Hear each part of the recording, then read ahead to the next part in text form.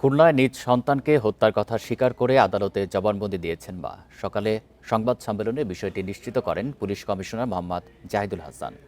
তিনি জানান, ৮ জুলাই নগরীর নিরালা প্রান্তিক আবাসিক এলাকা থেকে বস্তাবন্দি কিশোরীর মরদেহ উদ্ধার করা হয়। পরে জানা যায় মরদেহটি কিশোরী আরফানা হোসেন নির্জনার। তিনি ইকবালনগর স্কুলের ১০ম শ্রেণীর ছাত্রী ও বসুপাড়া এলাকার বাসিন্দা আলিম হোসেন আকাশ ও আরিফা ইয়াসমিন সীমা দম্পতির একমাত্র কন্যা। গতকাল মা আরিফা ইয়াসমিন সীমাকে গ্রেপ্তার করা হয়। পরে আদালতে স্বীকারোক্তিমূলক জবানবন্দি দেন তিনি। জানান, মেয়ে বিভিন্ন সম্পর্কে জড়িয়ে যাওয়ায় ক্ষোভে স্বামীকে সঙ্গে নিয়ে সন্তানকে হত্যা করেছেন তারা। হত্যার পর মরদেহ প্লাস্টিকের বস্তায় ভরে অন্যত্র রেখে ভিন্ন খাতে প্রবাহিত করার চেষ্টা করেন। ঘটনার পর থেকে পলাতক নির্জনার বাবা আকাশ। তাকে ধরতে অভিযান চলছে বলেও জানান পুলিশ সুপার।